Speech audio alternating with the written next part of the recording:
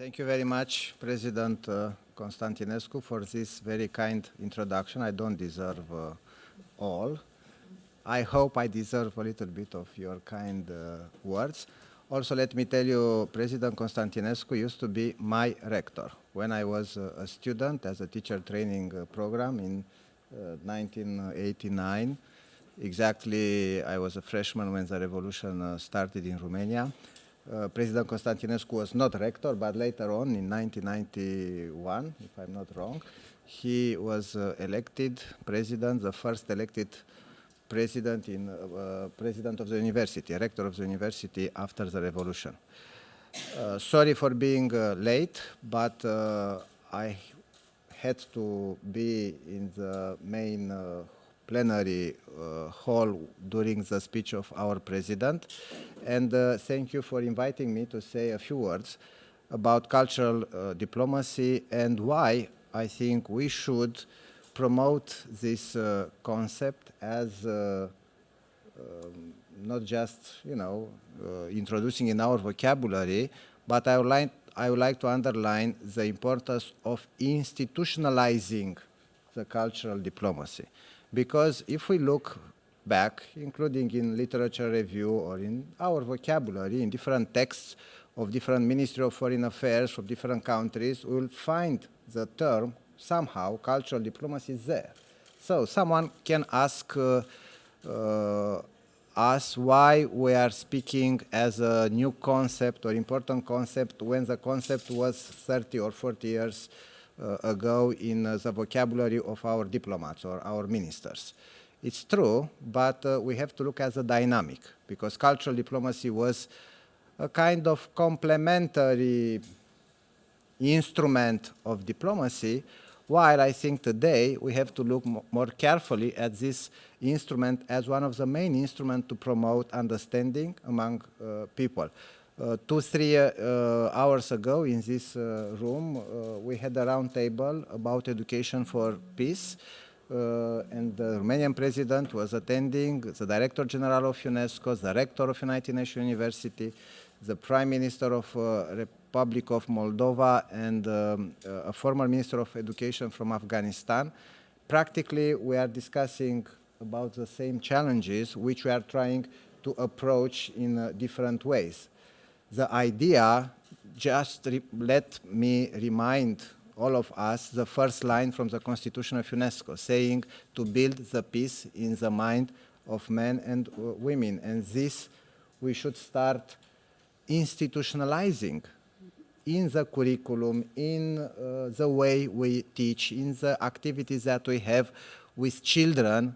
We have to cultivate this idea of diversity and peace. And further on, we have to use cultural diplomacy as an instrument not just for professional diplomats, but also for all people working in different, it's like a managerial, I would say, skills, and to be awareness of this component, to be awareness of the fact that sometimes instead of having hard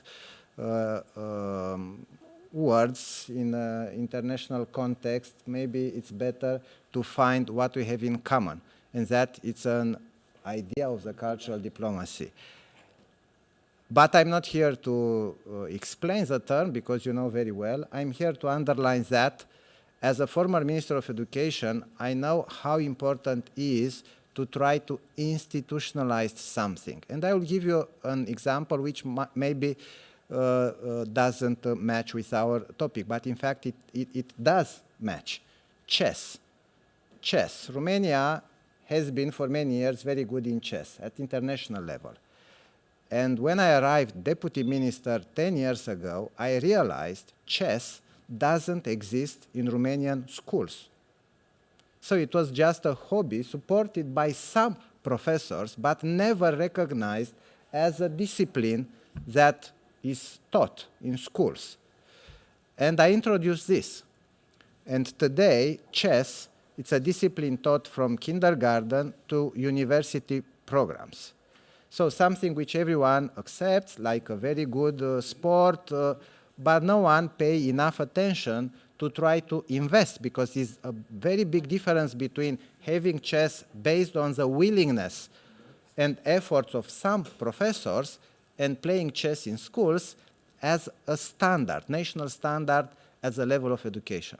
So what President Constantinescu has done, and the Academy, Cultural Diplomacy from Berlin, and we have here the guilty persons, if I may say, they institutionalized the concept of cultural diplomacy, having today a master program, and not in one university, just in one university, but in many universities, including in 3 Romanian universities.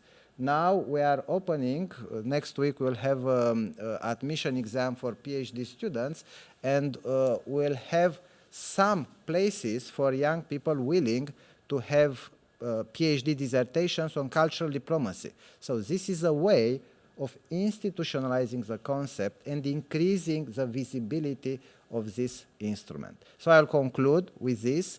The difference between 30, 40 years ago and today, I think today we take more seriously the concept of cultural diplomacy and consider this instrument as important as many other diplomatic or, instruments that we have in different negotiation contexts or in different projects that we initiate.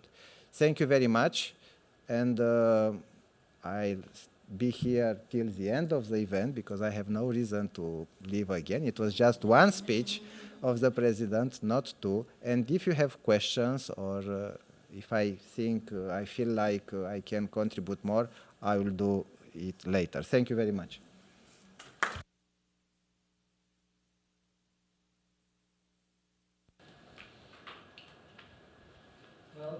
My name is Octavio, I'm a neurosurgeon from Turkey, and I'm also the program host in TV channel A9. And since you're an expert of education, I want to ask you a specific question. In the 20th century, about 300 million people were killed in World War I, World War II, fascism, communism, and now terrorism and radicalism. And we know, for example, in these terrorist groups, many of these, their commanders are university graduates. Some of them are even have PhDs, academicians. So the level of education doesn't make any difference. Something is wrong with the education. So you said we have to give education of peace. So what is the problem with this current education worldwide? And what needs to be changed to what? What is the solution? We learn it's everywhere it's similar. For example, in Turkey, in Romania, in Germany, in the US, we learn history, biology, physics in the schools, they are the same. So what makes the difference? What is the problem with this current education, and what needs to be changed to what? That's my specific question. If I answer your question, I will be the next one having the Nobel Prize for Peace. Probably. Good, get it. I don't think I will take the Nobel Prize, not yet, in this year or next year. So that means probably I'm not going to answer you, but I will try to answer. And yes, I am a teacher. I am an educator. I studied at teacher training program in Bucharest University.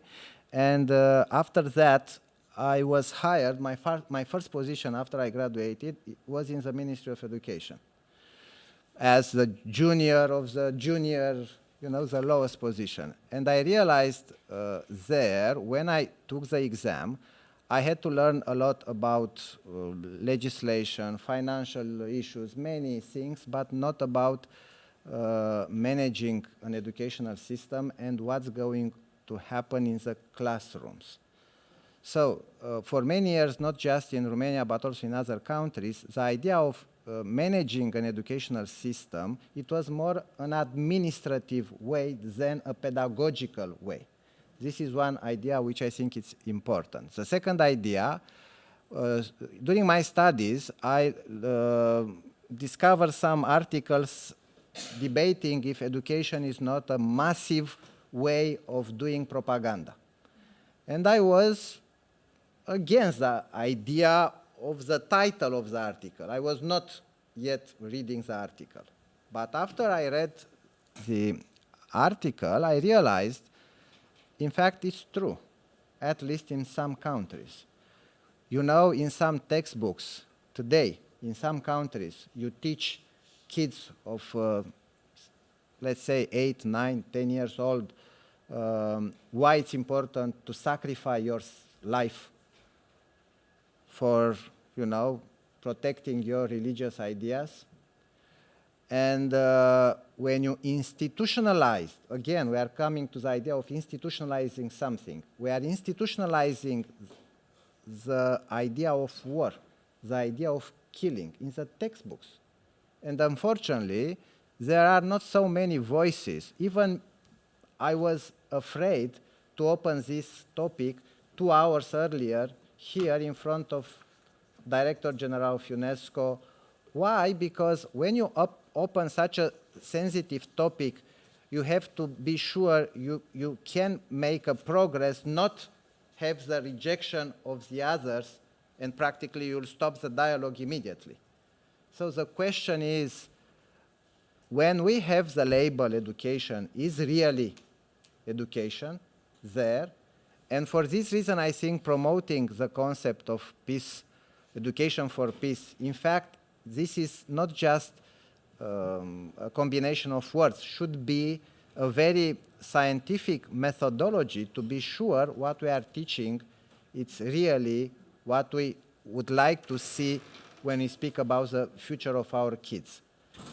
For this reason, I think, again, and I'm talking about, I put in my speech discrimination, which is promoted through public policies.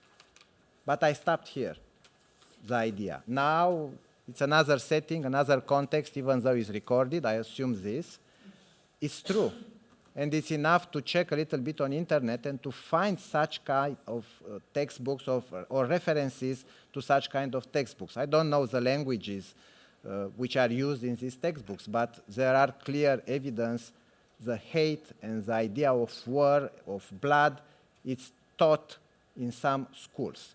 So for this reason, when you say this is a good educational system or he or she has a degree, has credentials, we have to look very carefully what kind of credentials.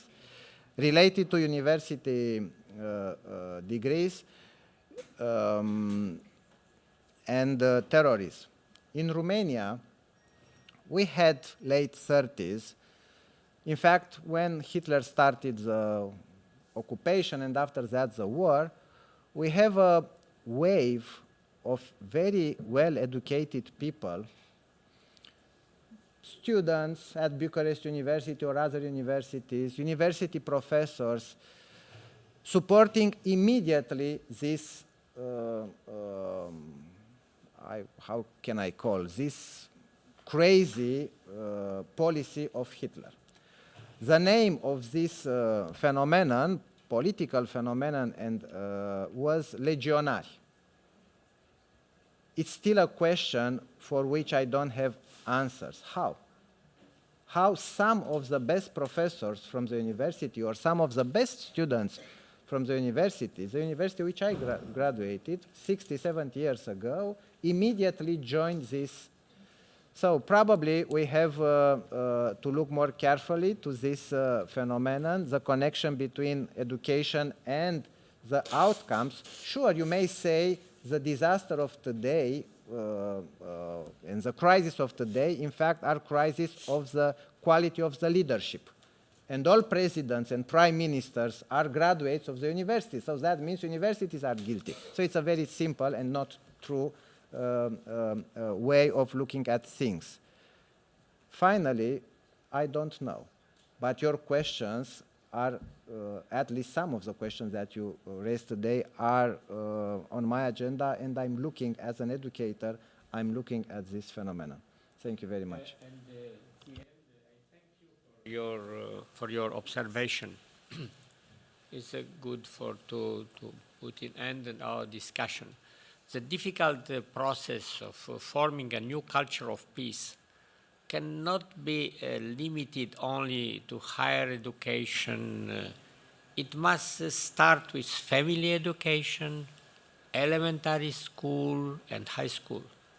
The culture of peace does not only need martyrs of peace, such as Gandhi, that was assassinated because of his tolerant policy, but heroes of peace as well.